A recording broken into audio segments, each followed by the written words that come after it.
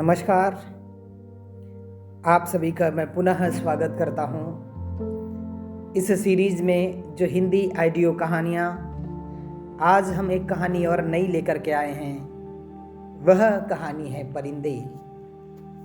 निर्मल वर्मा जी की यह कहानी बेहतरीन कहानियों में से एक गिनी जाती है। तो आइए सुनते हैं परिंदे। निर्मल वर्मा। अंधियारे गलियारे में चलते हुए लतिका ठिठक गई। दीवार का सहारा लेकर उसने लैंप की बत्ती बढ़ा दी। सीढ़ियों पर उसकी छाया एक बेडौल फटी फटी आकृति खींचने लगी। 7 नंबर कमरे से लड़कियों की बातचीत और हंसी ठहाकों का स्वर अभी तक आ रहा था। लतिका ने दरवाजा खटखटाया। शोर अचानक बंद हो गया। कौन है? लतिका चुपचाप खड़ी रही। कमरे में कुछ देर तक घुसुर पुसुर होती रही। फिर दरवाजे की चटखनी के खुलने का स्वर आया। लतिका कमरे की देहरी से कुछ आगे बढ़ी। लैंप की झपकती लौ में लड़कियों के चेहरे सिनेमा के पर्दे पर ठहरे हुए क्लोजअप की भांति उभरने लगे। कमरे में अंधेरा क्यों रखा है? लतिका के स्वर में हल्की सी झड़क का आभास था। लैंप में तेल ही खत्म हो गया मैडम। यह सुधा का कमरा था, इसलिए उसे ही उत्तर देना पड़ा। हॉस्टल में शायद वह सबसे अधिक लोकप्रिय थी, क्योंकि सदा छुट्टी के समय या रात के डिनर के बाद आसपास के कमरों में रहने वाली लड़कियों का जमघट उसी के कमरे में लग जाता था। देर तक गपशप हंसी मजाक चलता रहता। तेल के लिए करीमुद्दीन से क्यों नहीं कहा? कितनी बार कहा मैडम, लेकिन उसे याद रहे तब तो। कमरे में हंसी की फुहार एक कोने में दूसरे कोने तक फैल गई। लतिका के कमरे में आने से अनुशासन की जो घुटन घिराई थी वह अचानक बह गई। करीमुद्दीन हॉस्टल का नौकर था। उसके आलस और काम में टाल मटोल करने के किस्से हॉस्टल की लड़कियों में पीढ़ी दर पीढ़ी चले आते थे। लतिका को हठात कुछ स्मरण हो गया। अंधेरे में लैंप घुमाते हुए चारों ओर निगाहें दौड़ाईं। कमरे में चारों ओर घेरा बनाकर वे बैठी थी, आसपास एक दूसरे से सटकर। सबके चेहरे परिचित थे, किंतु लैंप के पीले मध्यम प्रकाश में मानो कुछ बदल गया था, या जैसे वह उन्हें पहली बार देख रही थी। जूली, अब तक तुम इस ब्लॉक में क्या कर रही हो? जूली खिड़की के पास पलंग के सिरहाने बैठी थी। उसने चुपचाप आंखें नीची कर लीं। लैंप का प्रकाश चारों ओर से सिमट कर अब केवल उसके चेहरे पर गिर रहा था। नाइट रजिस्टर पर दस्तखत कर दिए? हाँ मैडम। फिर? लतिका का स्वर कड़ा हो गया। जूली सकुचाकर खिड़की से बाहर देखने लगी। जब से लतिका इस स्कूल में आई है, उसने अनुभव किया है कि हॉस्टल के इस नियम का पालन डांट फटकार के बावजूद नहीं होता। मैडम, कल से छुट्टियां शुरू हो जाएंगी, इसलिए आज रात हम सब ने मिलकर और सुधा पूरी रात बात न कहकर हेमंती की ओर देखते हुए मुस्कुराने लगी। हेमंती के गाने का प्रोग्राम है, आप भी कुछ देर बैठिए ना। लतिका को उलझन मालूम हुई। इस समय यहाँ आकर उसने उनके मजे को किरकिरा कर दिया। इस छोटे से हिल स्टेशन पर रहते उसे खासा अरसा हो गया, लेकिन कब समय पतझड़ और गर्मियों का घेरा पार कर सर्दी की छुट्टियों की गोद में सिमट जाता है, उसे कभी याद नहीं रहता। चोरों की तरह चुपचाप वह देहरी से बाहर हो गई। उसके चेहरे का तनाव ढीला पड़ गया। वह मुस्कुराने लगी। मेरे संग स्नोफॉल देखने कोई नहीं ठहरेगा? मैडम, छुट्टियों में क्या आप घर नहीं जा रही हैं? सब लड़कियों की आंखें उस पर जम गईं। अभी कुछ पक्का नहीं है। I love the snowfall. Latika को लगा कि यही बात उसने पिछले साल भी कही थी, और शायद पिछले से पिछले साल भी। उसे लगा मानो लड़कियां उसे संदेह की दृष्टि से देख रही हैं, मानो उन्होंने उसकी बात पर विश्वास नहीं किया।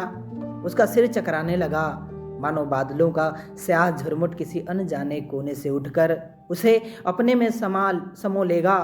वह थोड़ा सा हंसी, फिर धीरे से उसने अपने सिर को झटक दिया। जूली, तुमसे कुछ काम है। अपने ब्लॉक में जाने से पहले मुझसे मिल लेना। Well, good night.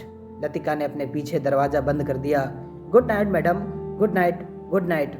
गलियारे की सीढ़ियां न उतर कर लतिका रेलिंग के सहारे खड़ी हो गई। लैंप की बत्ती को नीचे घुमाकर कोने में रख दिया। बाहर धुंध की नीली तहें बहुत घनी हो चली थीं। लान पर लगे हुए चीड़ के पत्तों की सरसराहट हवा के झोंकों के संग कभी तेज कभी धीमी होकर भीतर बह आती थी। हवा में सर्दी का आभास पाकर लतिका के दिमाग में कल से शुरू होने वाली छुट्टियों का ध्यान भटक आया। उसने आंखें मूंद लीं। उसे लगा कि जैसे उसकी टांगें बांस की लकड़ियों की तरह उसके शरीर से बंधी हैं, जिनकी गांठें धीरे धीरे खुलती जा रही हैं। सिर की चकराहट अभी मिटी नहीं थी, मगर अब जैसे वह भीतर न होकर बाहर फैली हुई धुंध का हिस्सा बन गई थी। सीढ़ियों पर बातचीत का स्वर सुनकर लतिका जैसे सोते से जगी, शॉल को कंधों पर समेटा और लैंप उठा लिया। डॉक्टर मुखर्जी मिस्टर ह्यूबर्ट के संग एक अंग्रेजी धुन गुनगुनाते हुए ऊपर आ रहे थे। सीढ़ियों पर अंधेरा था और ह्यूबर्ट को बार बार अपनी छड़ी से रास्ता टटोलना पड़ता था।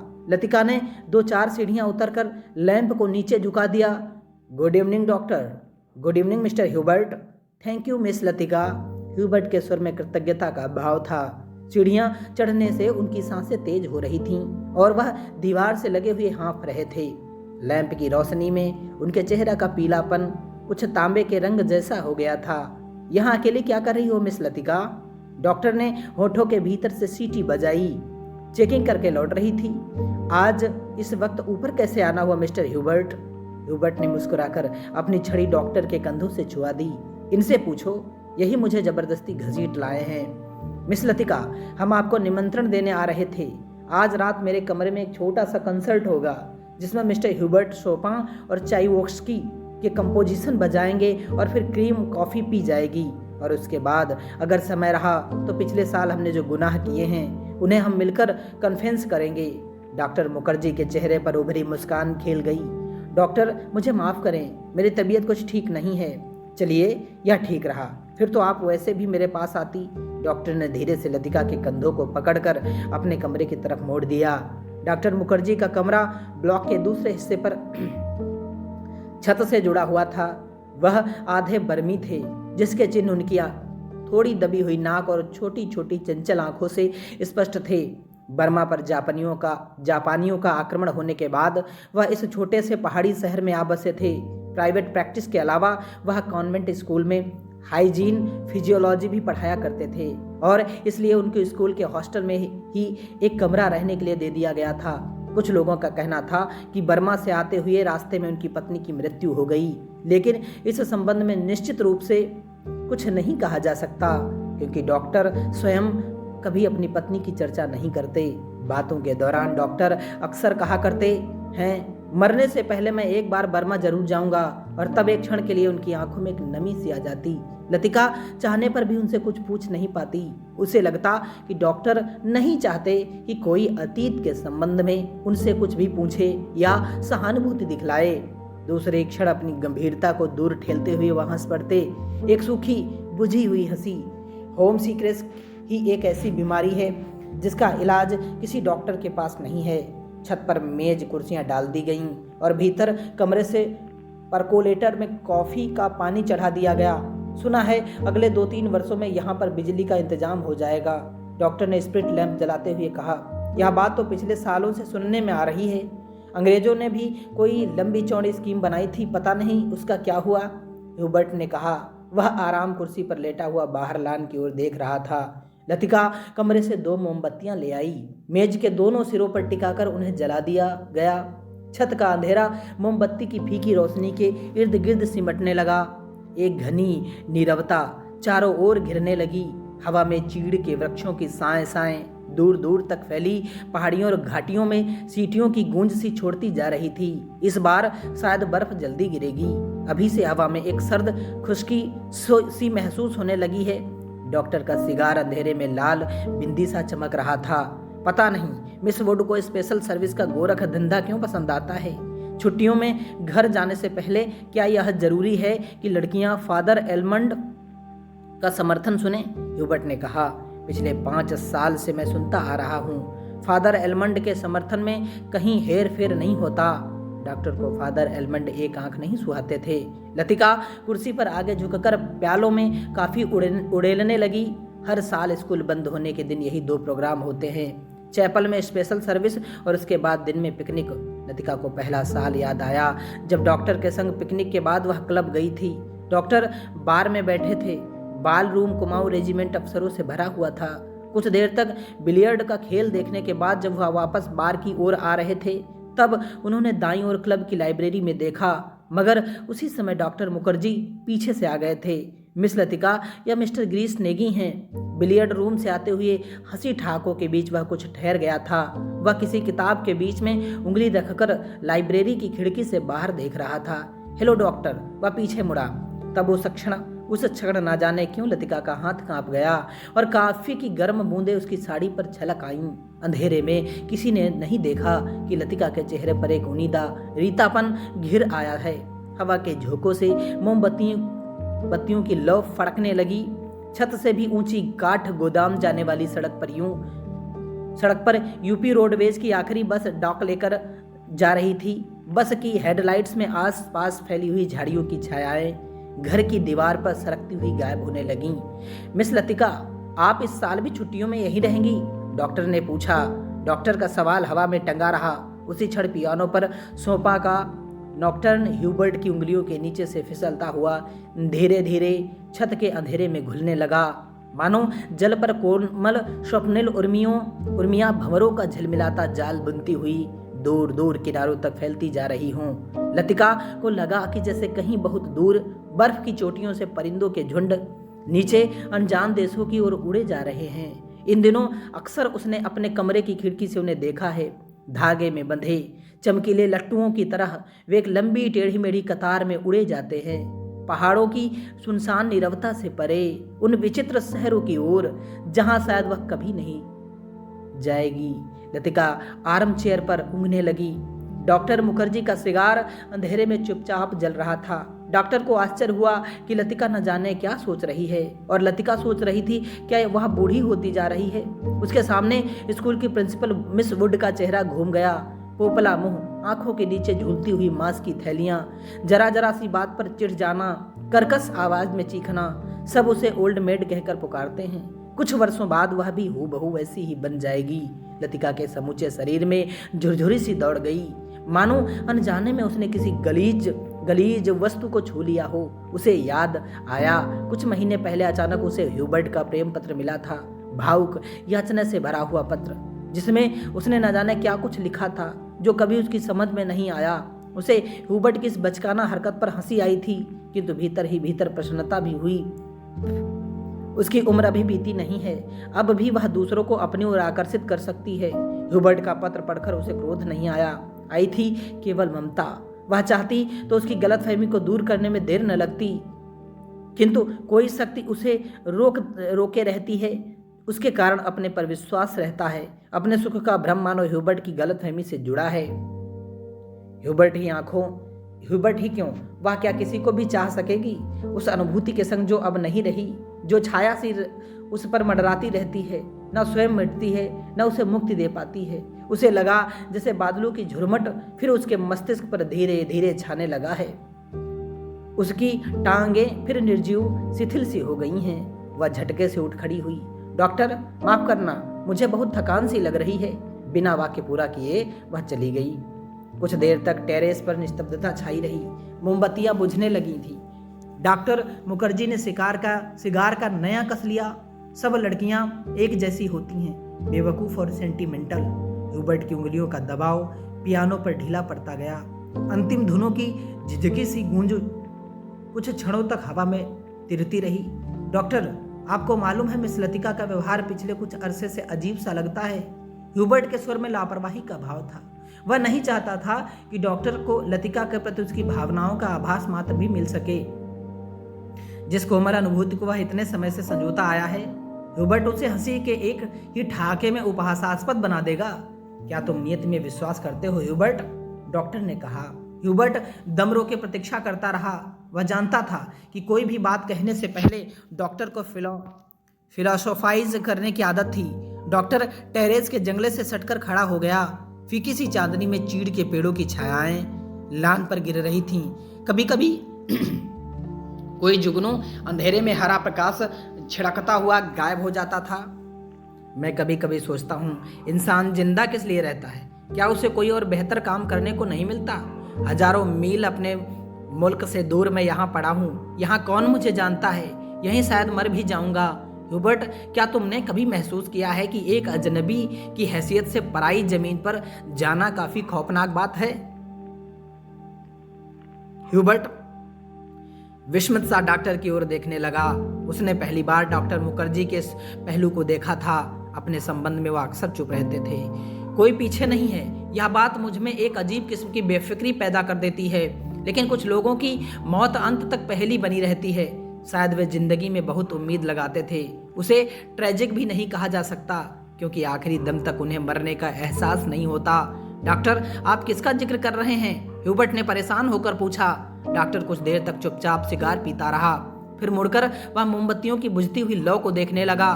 तुम्हें मालूम है, किसी समय लतिका बिला नागा क्लब जाया करती थी। ग्रेस नेगी से उसका परिचय वहीं हुआ था।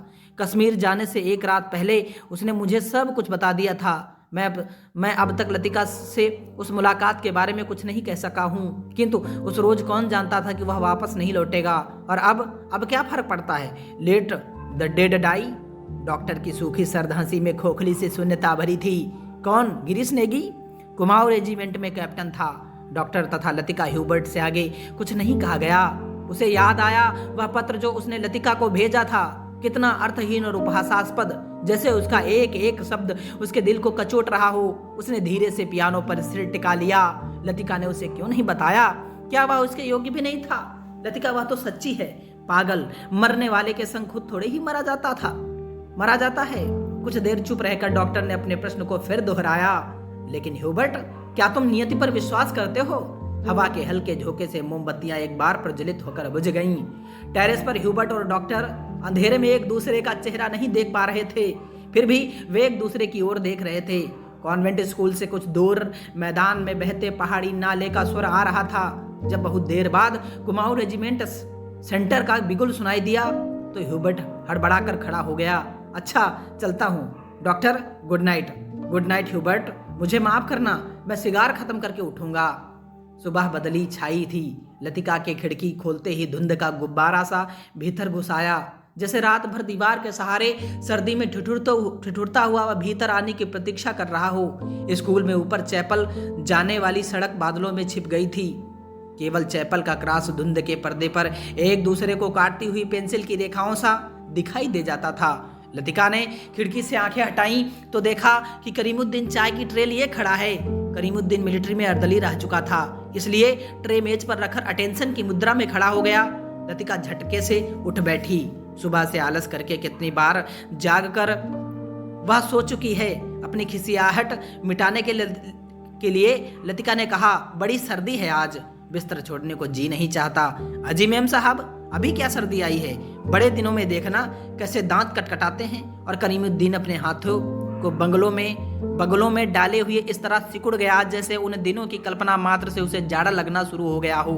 गंजे सिर पर दोनों तरफ के उसके बाल खिजाब लगाने से कत्थई रंग के भूरे हो गए थे। बात चाहे किसी विषय पर हो रही हो, वह हमेशा खींचतान कर उसे ऐसे क्षेत्र में घसीट लाता था जहां वह बेझिझक अपने विचारों को प्रकट कर सके। एक बार तो यहाँ लगातार इतनी बर्फ गिरी कि भुआलों से लेकर डाक बंगले तक सारी सड़कें जाम हो गईं।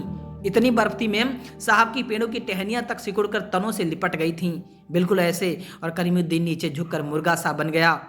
कब की बात है? लतिका ने पूछा। अभी यह तो जोड़ हिसाब करके ही पता चलेगा मैम साहब, लेकिन इतना याद है कि उस वक्त अंग्रेज बहादुर यहीं थे। कंटोनमेंट की इमारत पर कौमी झंडा नहीं लगा था। बड़े जबर थे ये अंग्रेज।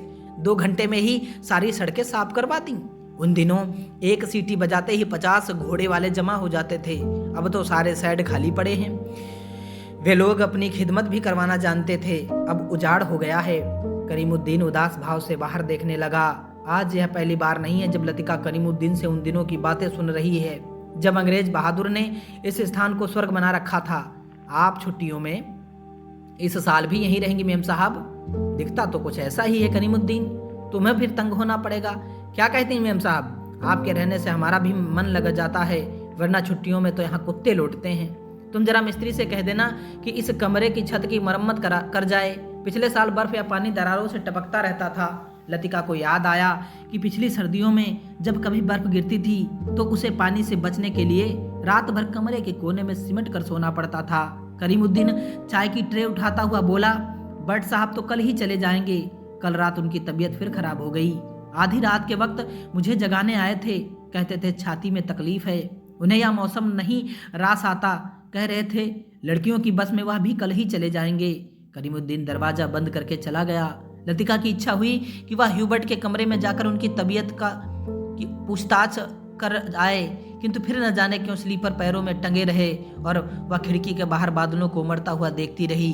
ह्यूबर्ट का चेहरा जब उसे देखकर सहमा सा दयनीय हो जाता है, तब लगता है कि वह अपनी मूक निरीह याचना में उसे कोस रहा है। न वह उसकी गलतफहमी को दूर करने का प्रयत्न कर पाती, न उसे अपनी व्यवस्था की सफाई देने का साहस होता है। उसे लगता है कि इस जाले से बाहर निकलने के लिए वह धागे के जिस सिरे को पकड़ती है वह खुद एक गांठ बनकर रह जाता है।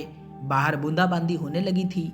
कमरे की टिन की छत खट खट बोलने लगी।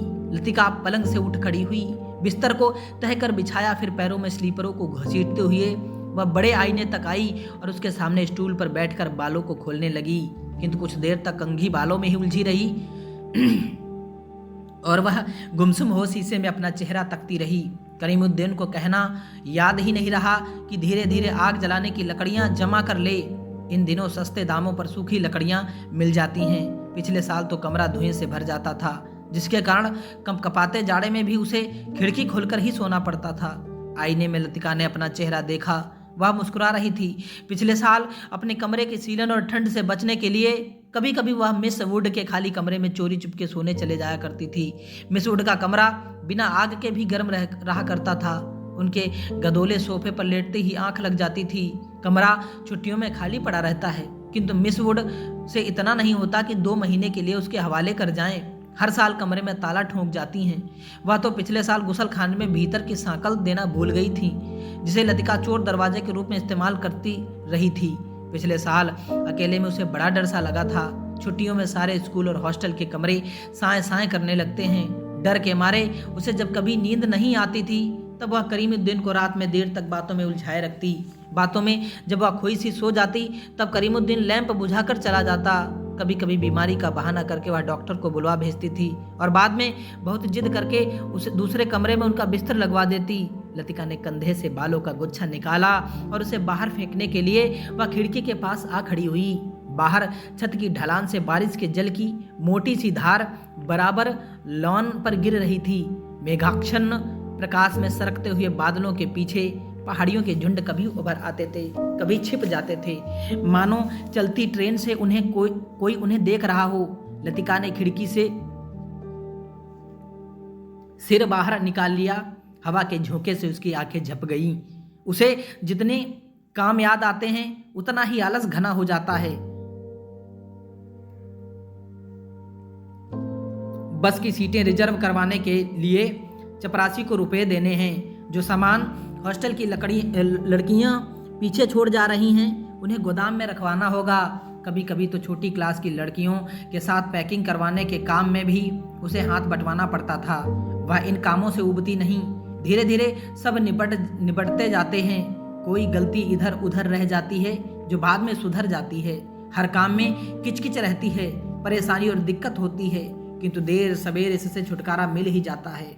किंतु जब लड़कियों की आखिरी बस चली जाती है तब मन उचाट सा हो जाता है। खाली कॉरिडोर में घूमती है वह, कभी इस कमरे में जाती और कभी उसमें। वह नहीं जान पाती कि अपने से क्या करे। दिल कभी नहीं टिक पाता, हमेशा भटका सा रहता है।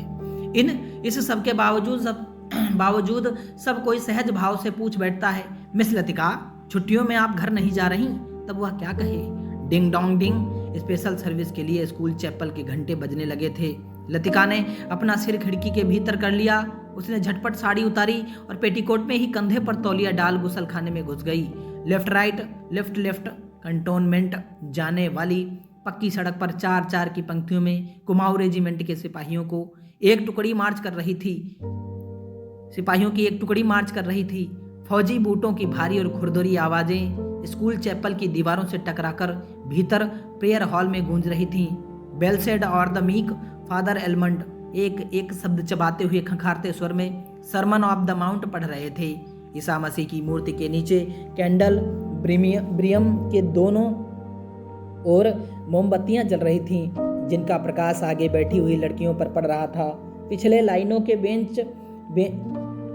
के बेंचें अंधेरे में डूबी हुई थीं, जहां लड़कियां प्रार्थना की मुद्रा में बैठी हुई सिर झुकाए एक दूसरे से घुसर फुसर कर रही थीं। मिस वुड स्कूल सीजन के सफलतापूर्वक समाप्त हो जाने पर विद्यार्थियों और स्टाफ के सदस्यों को बधाई का भाषण दे चुकी थीं और अब फादर के पीछे बैठी हुई अपने में ही कुछ बड़बड़ा रही थीं, मानो धीरे धीरे फादर को प्रोमोट कर रही हो। आमीन। फादर एलमंड ने बाइबल मेज पर रख दी और प्रेयर बुक उठा ली। हॉल की खामोशी क्षण भर के लिए टूट गई। लड़कियों ने खड़े होते हुए जानबूझकर बेंचों को पीछे धकेला। बेंचें फर्श पर रगड़ खाकर सीटी बजाती हुई पीछे खिसक गईं। हाल के कोने से हंसी फूट पड़ी। मिस वुड का चेहरा तन गया, माथे पर भ्रुकुटियां चढ़ गईं। फिर अचानक निस्तब्धता छा गई। हाल के उस घुटे हुए धुंधलके में फादर का तीखा फटा हुआ स्वर सुनाई देने लगा। Jesus said, I am the light of the world. He that followeth me shall not walk in darkness, but shall have the light of the light. Doctor Mukherjee ने ऊब और अकलाहट से भरी जमुहाई ली। कब यह किस्सा खत्म होगा? उसने इतने ऊंचे स्वर में लतिका से पूछा कि वह सकुचाकर दूसरी ओर देखने लगी। स्पेशल सर्विस के समय डॉक्टर मुखर्जी के होठों पर व्यंग्यात्मक मुस्कान खेलती रही और वह धीरे धीरे अपनी मूंछों को खींचता रहा। फादर एलमंड की वेशभूषा देखकर लतिका के दिल में गुदगुदी सी दौड़ गई। जब वह छोटी थी तो अक्सर यह बात सोचकर विस्मित हुआ करती थी कि क्या पादरी लोग सफेद चोगे के नीचे कुछ नहीं पहनते। अगर धोखे से वह ऊपर उठ जाए तो लेफ्ट लेफ्ट लेफ्ट मार्च करते फौजी बूट चैपल से दूर होते जा रहे थे। केवल उनकी गूंज हवा में शेष रह गई। हिंग नंबर 117। फादर ने प्रार्थना पुस्तक खोलते हुए कहा। हॉल में प्रत्येक लड़की ने डेस्क पर रखी हुई हिम बुक खोल ली। पन्नों के उलटने की खड़खड़ाहट फिसलती एक सिरे से दूसरे सिरे तक फैल गई। आगे की बेंच से उठकर ह्यूबर्ट पियानो के सामने स्टूल पर बैठ गया। संगीत शिक्षक होने के कारण हर साल स्पेशल सर्विस के अवसर पर उसे कायर के संग पियानो बजाना पड़ता था। रॉबर्ट ने अपने रुमाल से नाक साफ की। अपनी घबराहट छिपाने के लिए हुबर्ट हमेशा ऐसा ही किया करता था। कनखियों से हाल की ओर देखते हुए उसने कांपते हाथों से हिम की बुक खोली। Lead kindly light. पियानो के सुर दबे झिझकते से मिलने लगे। घने बालों से ढकी हुबर्ट की लंबी पीली उंगलियां खुलने सिमटने लगीं। कायर के गाने वाली लड़कियों के स्वर एक दूसरे गुंथकर कोमल स्निग्ध लहरों में बिध गए। लतिका को लगा उसका जूड़ा ढीला पड़ गया है, मानो गर्दन के नीचे झूल रहा है। मिस वुड की आंख बचा लतिका ने चुपचाप बालों में लगे क्लिपों को कस कर खींच दिया। बड़ा झक्की आदमी है। सुबह मैंने ह्यूबर्ट को यहाँ आने से मना किया था, फिर भी चला आया, डॉक्टर ने कहा। लतिका को करीमुद्दीन की बात याद हो गई। रात भर ह्यूबर्ट को खांसी का दौरा पड़ा था, कल जाने के लिए कह रहे थे। लतिका ने सिर टेढ़ा करके हुबर्ट के चेहरे की एक झलक पाने की विफल चेष्टा की। इतने पीछे से कुछ भी देख पाना असंभव था। पियानो पर झुका हुआ केवल हुबर्ट का सिर दिखाई देता था। Lead kindly light. संगीत के सुर मानो एक ऊंची पहाड़ी पर चढ़कर हाँफती हुई सांसों को आकाश की अगाध शून्यता में बिखेरते हुए नीचे उतर रहे हैं। बारिश की मुलायम धूप चैपल के लंबे चकोर शीशों पर झलमला रही है, जिसकी एक महीन चमकीली रेखा ईसा मसीह की प्रतिमा पर तिरछी होकर गिर रही है। मोमबत्तियों का धुआं धूप में नीली सी लकीर खींचता हुआ हवा में तिरने लगा है। पियानो के क्षणिक पोज में लतिका को पत्तों का मरमर कहीं दूर अनजानी दिशा से आता हुआ सुनाई दे जाता है। एक क्षण के लिए उसे यह भ्रम हुआ कि चैपल का फीका सा अंधेरा उस छोटे से प्रेयर हॉल के चारों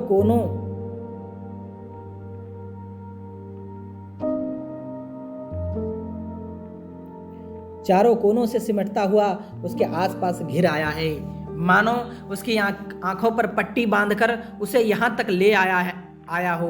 और अचानक उसकी दोनों आंखें खोल दी हों। उसे लगा कि जैसे मोमबत्तियों के धूमिल आलोक में कुछ भी ठोस वास्तविक न रहा हो। चैपल की छत, दीवारें, डेस्क पर रखा हुआ डॉक्टर का सुघड़ सुडौल हाथ और पियानो के सुर अतीत की धुंध को भेदते हुए स्वयं उस धुंध का भाग बनते जा रहे थे। एक पगली सी स्मृति, एक उद्भ्रांत भावना। चैपल के शीशों के परे पहाड़ी सूखी हवा में झुकी हुई विपिंग विलोज की कांपती टहनियां, पैरों तले चीड़ के पत्तों की धीमी सी चिर परिचित खड़खड़। वहीं पर गिरीश एक हाथ में मिलिट्री का खाकी हैट लिए खड़ा है, चौड़े उठे हुए सबल कंधे। अपना सिर वहां टिका दो तो जैसे सिमट कर खो जाएगा। चार्ल्स वेयर यह नाम उसने रखा था। वह झेंप कर हंसने लगता है। तुम्हें आर्मी में किसने चुन लिया? मेजर बन गए हो, लेकिन लड़कियों से भी गए बीते हो। जरा जरा सी बात पर चेहरा लाल हो जाता है। यह सब वह कहती नहीं, सिर्फ सोचती भर थी। सोचा था कहूंगी, वह कभी नहीं आया, कभी नहीं आया। बुरंसू का लाल फूल लाए हो ना? झूठे। खाकी कमीज की जिस जेब पर बैज चिपके थे उसी में से मुसा हुआ बरुंस का फूल निकल आया। छी, सारा मुरझा गया है, अभी खिला कहाँ है? How clumsy. उसके बालों में गिरीश का हाथ उलझ रहा है। फूल कहीं टिक नहीं पाता। फिर उसे क्लिप के नीचे फंसाकर उसने देखा। वह मुड़ी और इसमें पहले कि वह कुछ कह पाती, इससे पहले कि वह कुछ कह पाती, गिरीश ने अपना मिलिट्री का हैट धप से उसके सिर पर रख दिया। वह मंत्रमुग्ध सी वैसे ही खड़ी रही। उसके सिर पर गिरीश का हैट है, माथे पर छोटी सी बिंदी है, बिंदी पर उड़ते हुए बाल हैं। गिरीश ने उस बिंदी को अपने होठों से छुआ है। उसने उसके नंगे सिर को अपने दोनों हाथों में समेट लिया है। लतिका, गिरीश ने चिढ़ाते हुए कहा। मैन ईटर ऑफ कुमाऊं, उसका यह नाम गिरीश ने उसे चिढ़ाने के लिए रखा था। वह हंसने लगी। लतिका सुनो। गिरीश का स्वर कैसा हो गया था। ना, मैं कुछ भी नहीं सुन रही। लतिका, मैं कुछ महीनों में वापस लौट आऊंगा। ना, मैं कुछ भी नहीं सुन रही। किंतु वह सुन रही है। वह नहीं जो गिरीश कह रहा है, बल्कि वह जो नहीं कहा जा रहा है, जो उसके बाद कभी नहीं कहा गया। Lead kindly light. लड़कियों का स्वर पियानो के स्वर में डूबा हुआ गिर रहा है, उठ रहा है। ह्यूबर्ट ने सिर मोड़कर लतिका को निमिष भर देखा। आंखें मुझे ध्यान मग्ना प्रस्तर मूर्ति सी वह स्थिर निश्चल खड़ी थी। क्या यह भाव उसके लिए? क्या लतिका ने ऐसे क्षणों में उसे अपना साथी बनाया है? ह्यूबर्ट ने गहरी सांस ली और उस सांस में ढेर सी थकान उमड़ आई। देखो मिस वुड कुर्सी पर बैठे बैठे सो रही है। डॉक्टर होठों में ही फुसफुसाया। यह डॉक्टर का पुराना मजाक था कि मिस वुड प्रार्थना करने के बहाने आंखें मूंदे हुए नींद की झपकियां लेती हैं। फादर एलमंड ने कुर्सी पर फैले अपने गाउन को समेट लिया।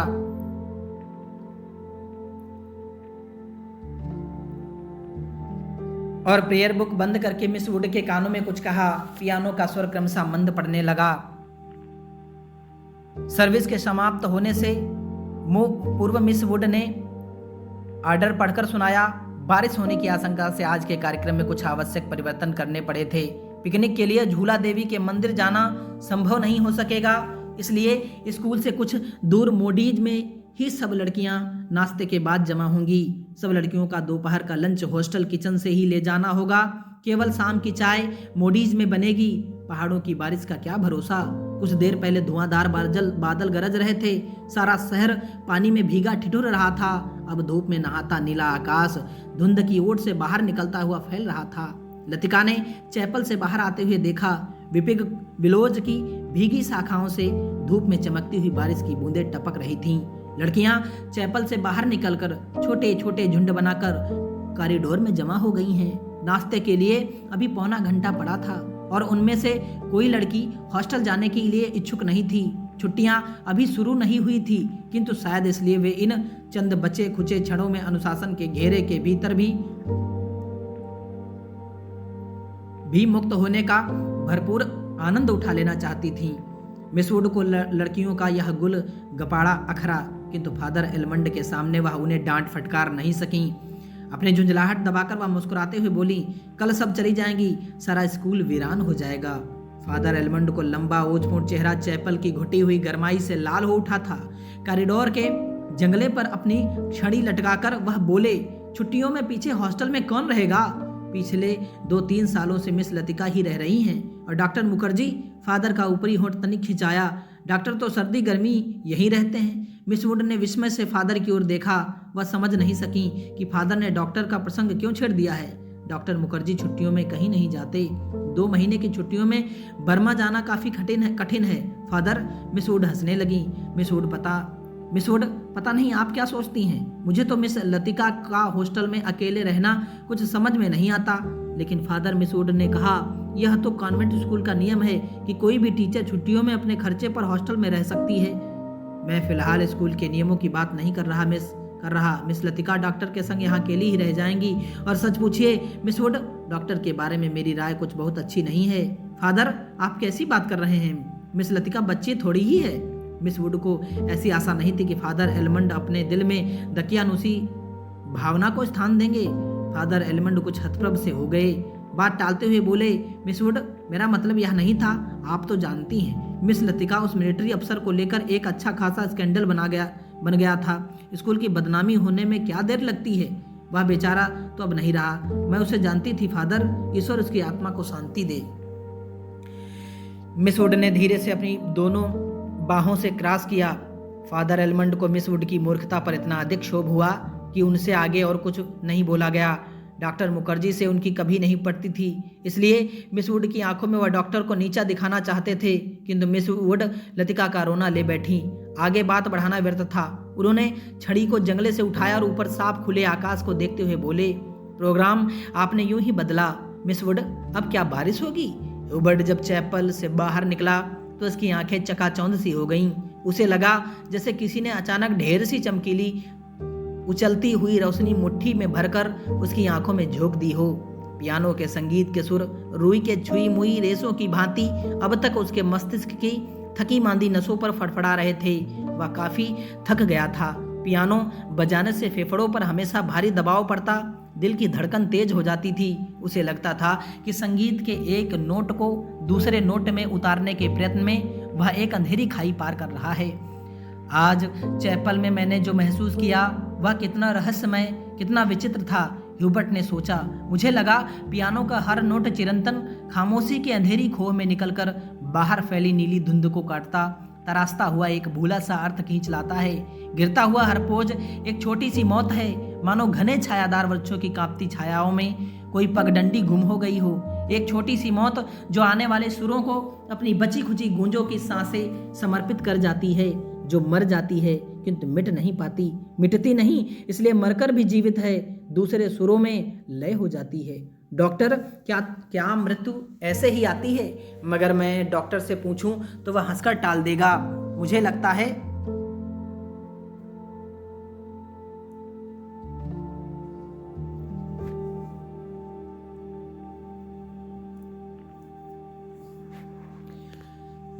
है वह पिछले कुछ दिनों से कोई बात छिपा रहा है। उसकी हंसी में जो सहानुभूति का भाव होता है वह मुझे अच्छा नहीं लगता। आज उसने मुझे स्पेशल सर्विस में आने से रोका था। कारण पूछने पर वह चुप रहा था। कौन सी ऐसी बात है जिसे मुझसे कहने में डॉक्टर कतराता है? शायद मैं शक्की मिजाज होता जा रहा हूँ और बात कुछ भी नहीं है। ह्यूबर्ट ने देखा लड़कियों की कतार स्कूल से हॉस्टल जाने वाली सड़क पर नीचे उतरती जा रही है। उजली धूप में उनके रंग बिरंगे रिबन, हल्की आसमानी रंग की फ्रॉकें और सफ़ेद पेटियां चमक रही हैं। सीनियर कैम्ब्रिज की कुछ लड़कियों ने चैपल की वाटिका से गुलाब के फूलों को तोड़कर अपने बालों में लगा लिया है।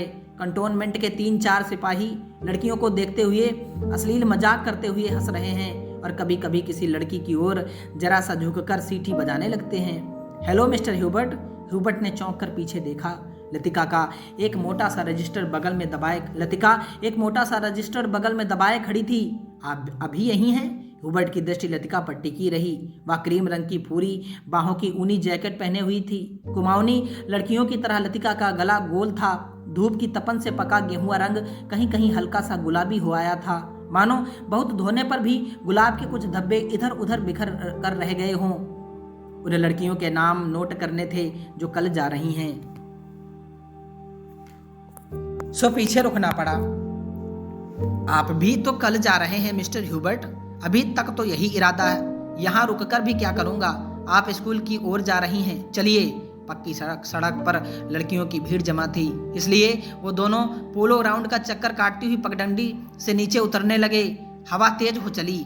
चीड़ के पत्ते हर झोंके के संग टूट टूट कर पगडंडी के ढेर लगाते जाते थे।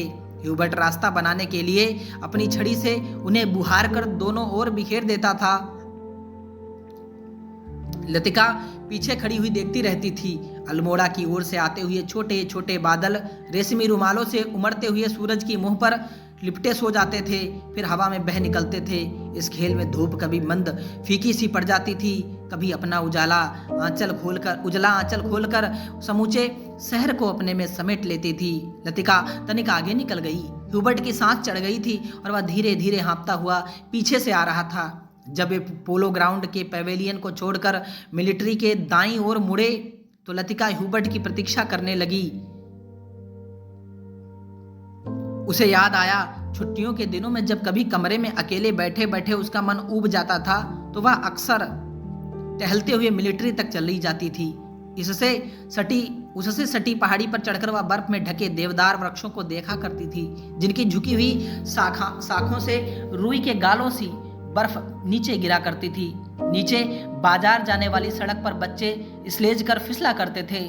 वह खड़ी खड़ी बर्फ में छिपी हुई उस सड़क का अनुमान लगाया करती थी जो फादर एलमंड के घर से गुजरती थी। मिलिट्री अस्पताल और डाकघर से होकर चर्च की सीढ़ियों तक जाकर गुम हो जाती थी। जो मनोरंजन एक दुर्गम पहेली को सुलझाने में होता है, वही लतिका को बर्फ में खोए रास्तों को खोज निकालने में होता था। आप तो बहुत तेज चलती हैं मिस।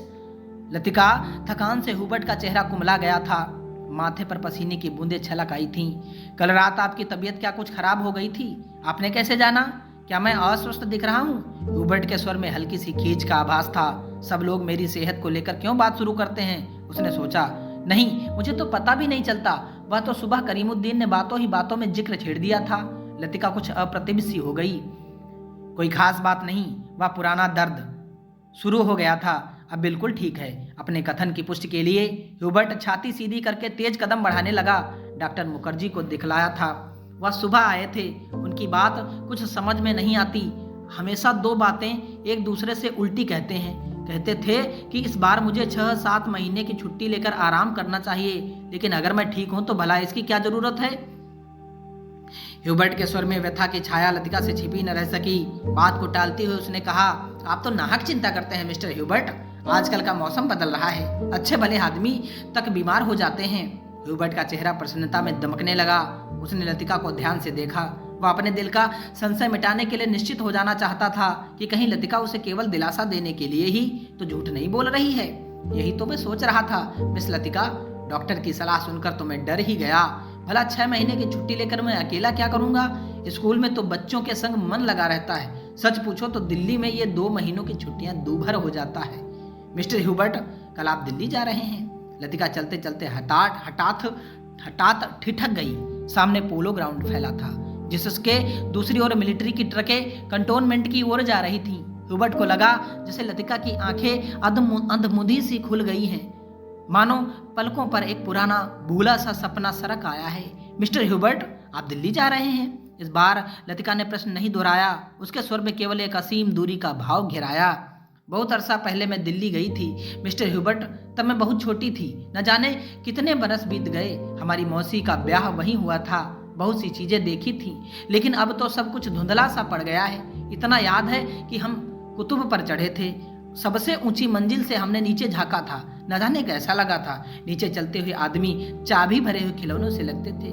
हमने ऊपर से उन पर मूंगफलियां फेंकी थी, लेकिन हम बहुत निराश हुए थे क्योंकि उनमें से किसी ने हमारी तरफ नहीं देखा था। शायद माँ ने मुझे डांटा था और मैं सिर्फ नीचे झांकते हुए डर गई थी। सुना है अब तो दिल्ली इतना बदल गया है कि पहचाना नहीं जाता। वे दोनों फिर चलने लगे। हवा का वेग ढीला पड़ने लगा। उड़ते हुए बादल अब सुस्ताने से लगे थे। उनकी छायाएं नंदा देवी और पंचचूली की पहाड़ियों पर गिर रही थीं। स्कूल के पास पहुंचते पहुंचते चीड़ के पेड़ पीछे छूट गए।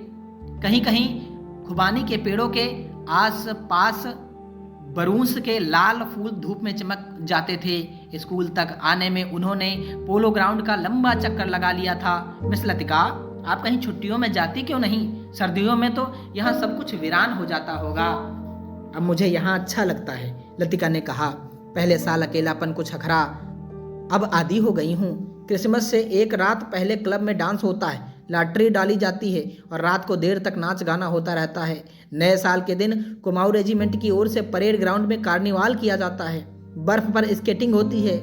रंग बिरंगे गुब्बारों के नीचे फौजी बैंड बजता है। फौजी अफसर फैंसी ड्रेस में भाग लेते हैं। हर साल ऐसा ही होता है मिस्टर ह्यूबर्ट। फिर कुछ दिन बाद विंटर स्पोर्ट्स के लिए अंग्रेज टूरिस्ट आते हैं। हर साल मैं उनसे परिचित होती हूँ। वापस लौटते हुए वे हमेशा वादा करते हैं कि अगले साल भी आएंगे, पर मैं जानती हूँ कि वे नहीं आएंगे। वे भी जानते हैं कि वे नहीं आएंगे, फिर भी हमारी दोस्ती में कोई अंतर नहीं पड़ता। फिर कुछ दिनों बाद पहाड़ों पर बर्फ पिघलने लगती है, छुट्टियां खत्म होने लगती हैं, आप सब लोग अपने अपने घरों से वापस लौट आते हैं और मिस्टर ह्यूबर्ट पता नहीं चलता कि छुट्टियां कब शुरू हुई थीं, कब खत्म हो गईं। लतिका ने देखा कि ह्यूबर्ट उसकी ओर आतंकित भयाकुल दृष्टि से देख रहा है। वह सिटपिटाकर चुप हो गई। उसे लगा कि मानो वह इतनी देर में पागल सी अनर्गल प्रलाप कर रही हो।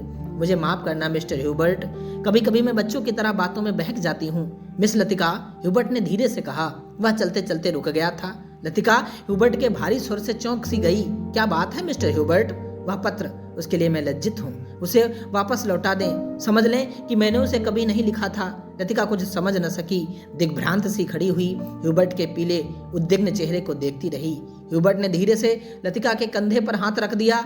कल डॉक्टर ने मुझसे सब कुछ बता दिया। अगर मुझे पहले से मालूम होता तो ह्यूबर्ट हकलाने लगा। मिस्टर ह्यूबर्ट, किंतु लतिका से आगे कुछ भी नहीं कहा गया। उसका चेहरा सफेद हो गया था। दोनों चुपचाप कुछ देर तक स्कूल गेट के बाहर खड़े रहे। मीडोज पगडंडियों, पत्तों, छायाओं से घिरा छोटा सा द्वीप, मानो कोई घोंसला दो हरी घाटियों के बीच आ दबा हो। भीतर घुसते ही पिकनिक की काली आग से झुलसे हुए पत्थर, अधजली टहनियां, बैठने के लिए बिछाए गए पुराने अखबारों के टुकड़े इधर उधर बिखरे दिखाई दे जाते हैं। अक्सर टूरिस्ट पिकनिक के लिए यहाँ आते हैं। मीडोज को बीच में काटता हुआ टेढ़ा मेढ़ा बरसाती नाला बहता है, जो दूर से धूप में चमकता हुआ सफेद रिबन सा दिखाई देता है। यहीं पर काठ के तख्तों का बना हुआ टूटा सा पुल है, जिस पर लड़कियां हिचकोले खाती हुई चल रही हैं। डॉक्टर मुखर्जी, आप तो सारा जंगल जला देंगे। मिस वुड ने अपनी ऊंची एड़ी के सैंडल में जलती हुई दियासलाई को दबा डाला, जो डॉक्टर ने सिगार सुलगाकर चीड़ के पत्तों के ढेर पर फेंक दी थी। वे नाले से कुछ दूर हटकर चीड़ के दो पेड़ों की गुथी हुई छाया के नीचे बैठ गए थे। उनके सामने एक छोटा सा रास्ता नीचे पहाड़ी गांव की ओर जाता था, जहां पहाड़ की गोद में शक्कर पारों के खेत एक दूसरे के नीचे बिछे हुए थे। दोपहर के सन्नाटे में भेड़ बकरियों के गलों में बंधी हुई घंटियों का स्वर हवा में बहता हुआ सुनाई दे जाता था। घास पर लेटे लेटे डॉक्टर सिगार पीते रहे। जंगल की आग कभी देखी है? मिस वुड एक अलमस्त नशे की तरह धीरे धीरे फैलती जाती है। आपने कभी देखी है डॉक्टर? मिस वुड ने पूछा। मुझे तो बड़ा डर लगता है। बहुत साल पहले शहरों को जलते हुए देखा था। डॉक्टर लेटे हुए आकाश की ओर ताक रहे थे। एक एक मकान ताश के पत्तों की तरह गिरता जाता है। दुर्भाग्यवश ऐसे अवसर देखने में बहुत कम आते हैं। आपने कहाँ देखा डॉक्टर? लड़ाई के दिनों में अपने शहर रंगून को जलते हुए देखा था। मिस वुड की आत्मा को ठेस लगी, किंतु फिर भी उनकी उत्सुकता शांत नहीं हुई। आपका घर, क्या वह भी जल गया था? डॉक्टर कुछ देर तक चुपचाप लेटा रहा। हम उसे खाली छोड़कर चले आए थे। मालूम नहीं बाद में क्या हुआ। अपने व्यक्तिगत जीवन के संबंध में कुछ भी कहने में डॉक्टर को कठिनाई महसूस होती है।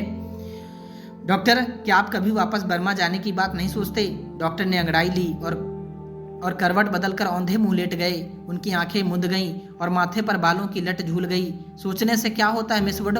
जब बर्मा में था तब क्या कभी सोचा था कि यहाँ आकर उम्र काटनी होगी? लेकिन डॉक्टर, कुछ भी कह लो, अपने देश का सा सुख कहीं और नहीं मिलता। यहाँ तुम चाहे कितने वर्ष रह लो, अपने को हमेशा अजनबी ही पाओगे। डॉक्टर ने सिगार के धुएं को धीरे धीरे हवा में छोड़ दिया। दरअसल अजनबी तो मैं वहां भी समझा जाऊंगा मिस वुड। इतने वर्षों के बाद वहां मुझे कौन पहचानेगा? इस उम्र में नए सिरे में रिश्ते जोड़ना काफी सिरदर्द का काम है। कम से कम मेरे बस की बात नहीं है। लेकिन डॉक्टर, आप कब तक इस पहाड़ी कस्बे में पड़े रहेंगे? इसी देश में रहना है तो किसी बड़े शहर में प्रैक्टिस शुरू कीजिए। प्रैक्टिस बढ़ाने के लिए कहाँ कहाँ भटकता फिरूंगा मिस वुड। जहाँ रहो वहीं मरीज मिल जाते हैं। यहाँ आया था कुछ दिनों के लिए, फिर मुद्दत हो गई और टिका रहा। जब कभी जी उबेगा कहीं चला जाऊंगा। जड़ें कहीं नहीं जमती तो पीछे भी नहीं छूट जाता। मुझे अपने बारे में कोई गलतफहमी नहीं है मिस वुड, मैं सुखी हूँ। मिस वुड ने डॉक्टर की बात पर विशेष ध्यान नहीं दिया। दिल में वह हमेशा डॉक्टर को उस्तरंकल, लापरवाह और सनकी समझती रही है, किंतु डॉक्टर के चरित्र में उसका विश्वास है। न जाने क्यों डॉक्टर ने जाने अनजाने में उसका कोई प्रमाण दिया हो, वह या उसे याद नहीं पड़ता। मिस वुड ने एक ठंडी सांस भरी। वह हमेशा यह सोचती थी कि यदि डॉक्टर इतना आलसी और लापरवाह न होता तो अपनी योग्यता के बल पर काफ़ी चमक सकता था। इसलिए उन्हें डॉक्टर पर क्रोध भी आता था और दुख भी होता था। मिस वुड ने अपने बैग से ऊन का गोला और सलाइयाँ निकालीं। फिर उसके नीचे से अखबार में लिपटा हुआ चौड़ा कॉफ़ी का डिब्बा उठाया जिसमें अंडों की सैंडविचें और हैमबर्गर दबे हुए थे। थर्मस से प्यालों में काफ़ी उड़ेलते मिस वुड ने कहा, डॉक्टर काफ़ी ठंड हो रही है। डॉक्टर लेटे लेटे बुड़बुड़ाया। मिस वुड ने नीचे झुककर देखा। वह कोहनी पर सिर टिकाए चुपचाप सो रहा था। ऊपर का होठ जरा सा फैलकर मुड़ गया था, मानो किसी से मजाक करने से पहले मुस्कुरा रहा हो। उसकी उंगलियों में दबा हुआ सिगार नीचे झुका हुआ लटक रहा था। मेरी मेरी व्हाट डू यू वांट? दूसरे स्टैंडर्ड में पढ़ने वाली मेरी ने अपनी चंचल चपल आंखें ऊपर उठाईं। लड़कियों का दायरा उसे घेरे हुए कभी पास आता था, कभी खिंचता चला जाता था। I want blue. दोनों हाथों को हवा में घुमाते हुए मेरी चिल्लाई। दायरा पानी की तरह टूट गया। सब लड़कियां एक दूसरे पर गिरती पड़ती किसी नीली वस्तु को छूने के लिए भाग दौड़ करने लगीं। लंच समाप्त हो चुका था। लड़कियों के छोटे छोटे दिल मिडोज में बिखर गए थे। ऊंची क्लास की कुछ लड़कियां चाय का पानी गर्म करने के लिए पेड़ों पर चढ़कर सूखी टहनियां तोड़ रही थीं। दोपहर की उस घड़ी में मिडोज अलसाया ऊँघना सा जान पड़ता था। हवा का कोई भूला भटका झोंका, चीड़ के पत्ते खड़खड़ा उठते थे। कभी कोई पक्षी अपने सुस्ती मिटाने झाड़ियों से उड़कर नाले के किनारे बैठ जाता था, पानी में सिर डुबोता था, फिर ऊबकर हवा में 2-4 निरुद्देश चक्कर काटकर दोबारा झाड़ियों में दुबक जाता था। किंतु जंगल की खामोशी शायद कभी चुप नहीं रहती। गहरी नींद में डूबी सपनों सी कुछ आवाजें नीरवता के हल्के झीने पर्दे पर सलवटे बिछा जाती हैं। मूक लहरी सी हवा में तिरती हैं, मानो कोई दबे पांव झांककर अदृश्य संकेत कर जाता है, देखो मैं यहाँ हूँ। लतिका ने जूली के बॉब हेयर को सहलाते हुए कहा, तुम्हें कल रात बुलाया था मैडम, मैं गई थी, आप अपने कमरे में नहीं थीं। लतिका को याद आया कि कल रात वह डॉक्टर के कमरे के टेरेस पर देर तक बैठी रही थी और भीतर ह्यूबर्ट पियानो पर सोपा का नॉकटर्न बजा रहा था। जूली, तुमसे कुछ पूछना था। उसे लगा वह जूली की आंखों से अपने को बचा रही है। जूली ने अपना चेहरा ऊपर उठाया। उसकी भूरी आंखों से कौतूहल झांक रहा था। तुम ऑफिसर्स मेस में किसको जानती हो? जूली ने अनिश्चित भाव से सिर हिलाया। लतिका कुछ देर तक जूली को अपलक घूरती रही। जूली, मुझे विश्वास है तुम झूठ नहीं बोलोगी। कुछ क्षण पहले जूली की आंखों में जो कौतूहल था वह भय में परिणित होने लगा। लतिका ने अपने जैकेट की जेब से एक नीला लिफाफा निकालकर जूली की गोद में फेंक दिया। यह किसकी चिट्ठी है? जूली ने लिफाफा उठाने के लिए हाथ बढ़ाया, किंतु फिर एक क्षण के लिए उसका हाथ कांपकर ठिठक गया। लिफाफे पर उसका नाम और हॉस्टल का पता लिखा हुआ था। थैंक यू मैडम, मेरे भाई का पत्र है, वह झांसी में रहते हैं। जूली ने घबराहट में लिफाफे को अपनी स्कर्ट की तहों में छिपा लिया। जूली, जरा मुझे लिफाफा दिखलाओ। लतिका का स्वर तीखा कर्कश सा हो आया। जूली ने अनमने भाव से लतिका को पत्र दे दिया। तुम्हारे भाई झांसी में रहते हैं? जूली इस बार कुछ नहीं बोली। उसकी उद्भ्रांत उखड़ी सी आंखें लतिका को देखती रहीं। यह क्या है? जूली का चेहरा सफ़ेद पड़ गया। लिफाफे पर कुमाऊं रेजिमेंटल सेंटर की मुहर उसकी ओर घूर रही थी। कौन है या? लतिका ने पूछा।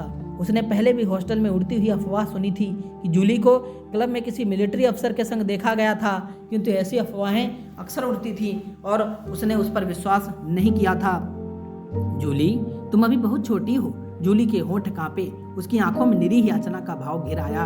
अच्छा, अभी जाओ, तुमसे छुट्टियों के बाद बातें करूंगी। जूली ने ललचाई दृष्टि से लिफाफे की ओर देखा। कुछ बोलने को उद्यत हुई, फिर बिना कुछ कहे चुपचाप वापस लौट गई। लतिका देर तक जूली को देखती रही, जब तक वह आंखों से ओझल नहीं हो गई। क्या मैं किसी खूसट बुढ़िया से कम हूँ? अपने अभाव का बदला क्या मैं दूसरों से ले रही हूँ? शायद कौन जाने, शायद जूली का यह प्रथम परिचय हो उस अनुभूति से जिसे कोई भी लड़की बड़े चाव से संजोकर संभाल कर अपने में छिपाए रहती है। एक अनिवर्चनीय सुख जो पीड़ा लिए है। पीड़ा और सुख दोनों, सुख को डुबोती हुई उमड़ते ज्वार की खुमारी जो दोनों को अपने में समो लेती है। एक दर्द जो आनंद से उपजा है और पीड़ा देता है। यही इसी देवदार के नीचे उसे भी यही लगा था जब गिरीश ने पूछा था, तुम चुप क्यों हो? वह आंखें मूंदे सोच रही थी। सोच कहाँ रही थी, जी रही थी उस क्षण को जो भय और विस्मय के बीच भिजा था। बहका सा पागल क्षण। वह अभी पीछे मुड़ेगी तो गिरीश की नर्वस मुस्कुराहट दिखाई दे जाएगी। उस दिन से आज दोपहर तक का अतीत एक स्वप्न की मानिंद टूट जाएगा। वही देवदार है जिस पर उसने अपने बालों के क्लिप से गिरीश का नाम लिखा था। पेड़ की छाल उतरती नहीं थी, क्लिप टूट टूट जाता था, तब गिरीश ने अपने नाम के नीचे उसका नाम लिखा था। जब कभी कोई अक्षर बिगड़कर टेढ़ा मेढ़ा हो जाता था तब वो हंसती थी और गिरीश का कांपता हाथ और भी कांप जाता था। लतिका को लगा कि जो वह याद करती है वही भूलना भी चाहती है, लेकिन जब सचमुच भूलने लगती है तब उसे भय लगता है कि जैसे कोई उसकी किसी चीज़ को उसके हाथों से छीन लेने लिए जा रहा है, ऐसा कुछ जो सदा के लिए खो जाएगा। बचपन में जब कभी वह अपने किसी खिलौने को खो देती थी तो वह गुमसुम सी होकर सोचा करती थी, कहाँ रख दिया मैंने। जब बहुत दौड़ धूप करने पर खिलौना मिल जाता तो वह बहाना करती थी, अभी उसे खोज ही रही है कि वह अभी मिला नहीं है। जिस स्थान पर खिलौना रखा होता है जानबूझकर उसे छोड़कर घर के दूसरे कोनों में उसे खोजने का उपक्रम करती, तब खोई हुई चीज याद रहती, इसलिए भूलने का भय नहीं रहता। आज वह उस बचपन के खेल का बहाना क्यों नहीं कर पाती? बहाना शायद करती है, उसे याद करने का बहाना जो भूलता जा रहा है। दिन महीने बीत जाते हैं और वह उलझी रहती है। अनजाने में गिरीश का चेहरा धुंधला पड़ता जाता है। याद वह करती है किंतु जैसे किसी पुरानी तस्वीर के धूल भरे शीशे को साफ कर रही हो। वह वैसा दर्द नहीं होता, सिर्फ उसको याद करती है जो पहले कभी होता था। तब उसे अपने पर ग्लानि होती है। वह फिर जानबूझकर उस घाव को कुरेदती है जो भरता जा रहा है, खुद ब खुद उसकी कोशिशों के बावजूद भरता जा रहा है। देवदार पर खुदे हुए अधमीटे नाम लतिका की ओर निस्तब्ध निरीह भाव से निहार रहे थे। मीडोज के घने सन्नाटे में नाले पार से खेलती हुई लड़कियों की आवाजें गूंज जाती थीं। What do you want, what do you want. तितलियां, झिंगुर, जुगनू मीडोज पर उतरती हुई सांझ की छायाओं में पता नहीं चलता कौन आवाज किसकी है। दोपहर के समय जिन आवाजों को अलग अलग करके पहचाना जा सकता था, अब वे एक स्वरता की अविरल धारा में घुल गई थीं। घास से अपने पैरों को पोंछता हुआ कोई रेंग रहा है, झाड़ियों के झुरमुट से परों को फड़फड़ाता हुआ झपट कर कोई ऊपर में उड़ जाता है, किंतु ऊपर देखो तो कहीं कुछ भी नहीं है। मीडोज के झरने का गड़गड़ाता स्वर जैसे अंधेरी सुरंग में झपाटे से ट्रेन गुजर गई हो और देर तक उसमें सीटियों और पहियों की चित्कार गूंज रही हो। पिकनिक कुछ देर तक और चलती किंतु बादलों की तहें एक दूसरे पर चढ़ती जा रही थी। पिकनिक का सामान बटोरा जाने लगा। मीडोज के चारों ओर बिखरी हुई लड़कियां मिस वुड के इर्द गिर्द जमा होने लगीं। अपने संग वे अजीबो गरीब चीजें लाई थीं। कोई किसी पक्षी के टूटे पंख को बालों में लगाए हुए थी, किसी ने पेड़ की टहनी को चाकू से छीलकर छोटी सी बेंत बना ली थी। ऊंची क्लास की कुछ लड़कियों ने अपने रूमालों में नाले से पकड़ी हुई छोटी छोटी बालिश्त भर की मछलियों को दबा रखा था, जिन्हें मिस वुड से छिपाकर वे एक दूसरे को दिखा रही थी। मिस वुड लड़कियों की टोली के संग आगे निकल गईं। मीडोज से पक्की सड़क तक 3-4 फरलांग की चढ़ाई थी। लतिका हंसने लगी। डॉक्टर मुखर्जी सबसे पीछे आ रहे थे। लतिका के पास पहुंचकर वह ठिठक गए। डॉक्टर ने दोनों घुटनों को जमीन पर टेकते हुए सिर झुकाकर एलिजाबेथ युगीन अंग्रेजी में कहा, मैडम आप इतनी परेशान क्यों नजर आ रही हैं? और डॉक्टर की नाटकीय मुद्रा को देखकर लतिका के होठों पर थकी सी ढीली ढीली मुस्कुराहट बिखर गई। प्यास के मारे गला सूख रहा है और यह चढ़ाई है कि खत्म होने में नहीं आती। डॉक्टर ने अपने कंधे पर लटकते हुए थर्मस को उतारकर लतिका के हाथों में देते हुए कहा, थोड़ी सी काफी बची है, शायद कुछ मदद कर सके। पिकनिक में तुम कहाँ रह गए डॉक्टर?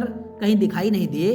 दोपहर भर सोता रहा मिस वुड के संग। मेरा मतलब है कि मिस वुड पास बैठी थी। मुझे लगता है मिस वुड मुझसे मोहब्बत करती हैं। कोई भी मजाक करते समय डॉक्टर अपनी मूंछों के कोनों को चबाने लगता है। क्या कहती थी? लतिका ने थर्मस से कॉफी को मुंह में उड़े लिया। शायद कुछ कहती, लेकिन बदकिस्मती से बीच में ही मुझे नींद आ गई। मेरी जिंदगी के कुछ खूबसूरत प्रसंग कमबख्त इस नींद के कारण अधूरे रह गए हैं। और इस दौरान में जब दोनों बातें कर रहे थे, उनके पीछे मीडोज और मोटर रोड के संग चढ़ती हुई चीड़ और बांज वृक्षों की कतारें सांझ के घिरते अंधेरे में डूबने लगीं। मानो प्रार्थना करते हुए उन्होंने चुपचाप अपने सिर नीचे झुका लिए हों। इन्हीं पेड़ों के ऊपर बादलों में गिरजे का क्रास कहीं उलझा पड़ा था। उसके नीचे पहाड़ों की ढलान पर बिछे हुए खेत भागती हुई गिलहरियों से लग रहे थे, मानो किसी टोह में स्तब्ध ठिठक गई हो। डॉक्टर, मिस्टर ह्यूबर्ट पिकनिक पर नहीं आए। डॉक्टर मुखर्जी टॉर्च जलाकर लतिका के आगे आगे चल रहे थे। मैंने उन्हें मना कर दिया था। किस लिए? अंधेरे में पैरों के नीचे दबे हुए पत्तों की चरमराहट के अतिरिक्त कुछ सुनाई नहीं देता था। डॉक्टर मुखर्जी ने धीरे से खांसा। पिछले कुछ दिनों से मुझे संदेह होता जा रहा है कि ह्यूबर्ट की छाती का दर्द मामूली दर्द है। मामूली दर्द नहीं है। डॉक्टर थोड़ा सा हंसा, जैसे उसे अपनी यह गंभीरता अरुचिकर लग रही हो। डॉक्टर ने प्रतीक्षा की, शायद लतिका कुछ कहेगी, किंतु लतिका चुपचाप उसके पीछे चल रही थी। यह मेरा महज शक है, शायद मैं बिल्कुल गलत हूँ, किंतु यह बेहतर होगा कि वह अपने एक फेफड़े का एक्सरे करा ले। इससे कम से कम कोई भ्रम तो नहीं रहेगा। आपने मिस्टर ह्यूबर्ट से इसके बारे में कुछ कहा है? अभी तक कुछ नहीं कहा। ह्यूबर्ट जरा सी बात पर चिंतित होता है, इसलिए कभी साहस नहीं हो पाता। डॉक्टर को लगा कि उसके पीछे आते हुए लतिका के पैरों का स्वर सहसा बंद हो गया है। उन्होंने पीछे मुड़कर देखा। लतिका बीच सड़क पर अंधेरे में छाया से चुपचाप निश्चल खड़ी है। डॉक्टर, लतिका का स्वर भर्राया हुआ था। क्या बात है मिस लतिका, आप रुक क्यों गई? डॉक्टर, क्या मिस्टर ह्यूबर्ट? डॉक्टर ने अपनी टार्च की मध्यम रोशनी लतिका पर दी। उसने देखा लतिका का चेहरा एकदम पीला पड़ गया है और वह रह रहकर पत्ते सी कांप जाती है। मिस लतिका, क्या बात है? आप तो बहुत डरी सी जान पड़ती हैं। कुछ नहीं डॉक्टर, मुझे कुछ याद आ गया। वे दोनों फिर चलने लगे।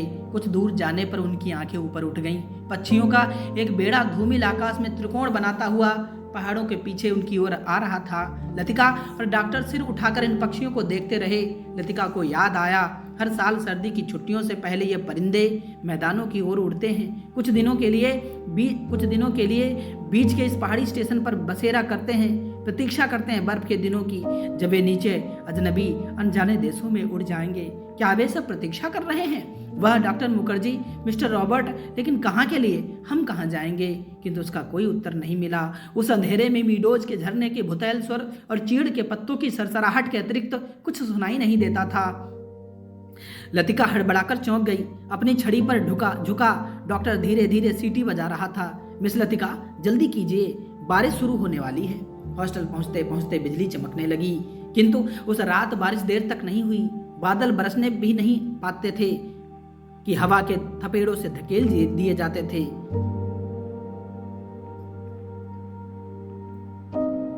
दूसरे दिन तड़के ही बस पकड़नी थी, इसलिए डिनर के बाद लड़कियां सोने के लिए अपने कमरों में चली गई। जब लतिका अपने कमरे में गई, उस समय कुमाऊं रेजिमेंटल सेंटर का बिगुल बज रहा था। उसके कमरे में करीमुद्दीन कोई पहाड़ी धुन गुनगुनाता हुआ लैंप में गैस पंप कर रहा था। लतिका उन्हीं कपड़ों में तकियों को दोहरा करके लेट गई। करीमुद्दीन ने उड़ती हुई निगाह से लतिका को देखा, फिर अपने काम में लग गया। पिकनिक कैसी रही मेम साहब? तुम क्यों नहीं आए? सब लड़कियां तुम्हें पूछ रही थी। लतिका को लगा दिन भर की थकान धीरे धीरे उसके शरीर की पसलियों पर चिपटती जा रही है। अनायास उसकी आंखें नींद के बोझ से झपकने लगी। मैं चला आता तो ह्यूबर्ट साहब की तीमारदारी कौन करता? दिन भर उनके बिस्तर से सटा हुआ बैठा रहा और अब वह गायब हो गए हैं। करीमुद्दीन ने कंधे पर लटकते हुए मैले कुचैले तौलियों को उतारा और लैंप के शीशों की गर्द पोंछने लगा। लतिका की अधमुंदी आंखें खुल गई। क्या ह्यूबर्ट साहब अपने कमरे में नहीं हैं? खुदा जाने इस हालत में कहाँ भटक रहे हैं। पानी गर्म करने कुछ देर के लिए बाहर गया था, वापस आने पर देखता हूँ कि कमरा खाली पड़ा है।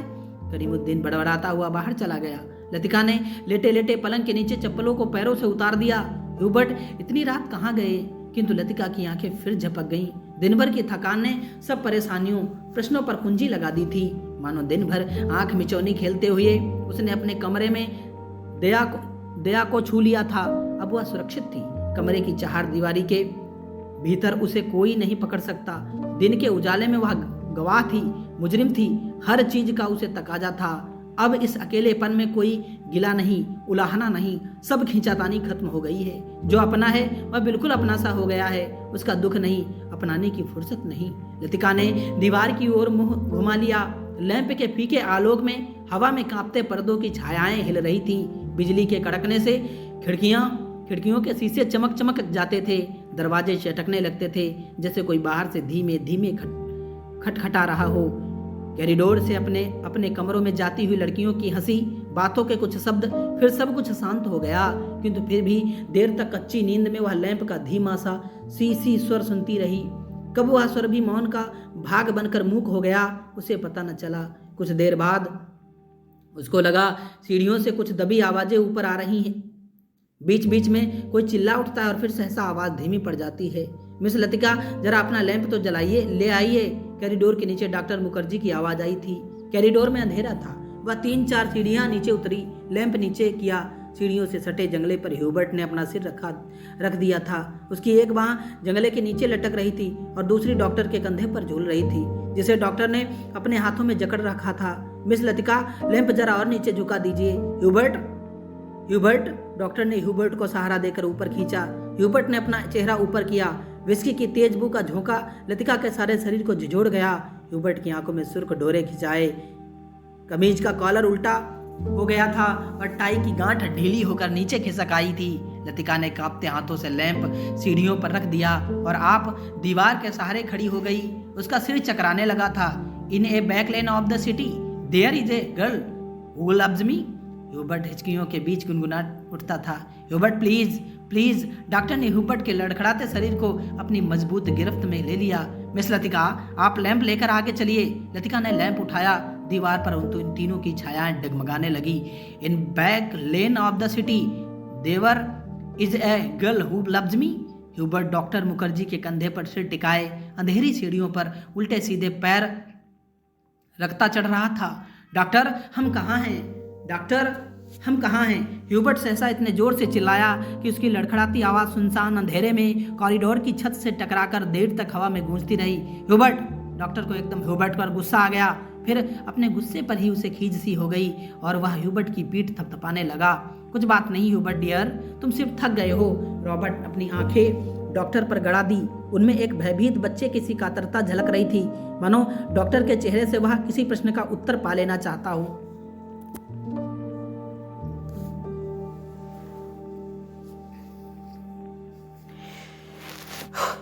ह्यूबर्ट के कमरे में पहुंचकर डॉक्टर ने उसे बिस्तरे पर लिटा दिया। ह्यूबर्ट ने बिना किसी विरोध के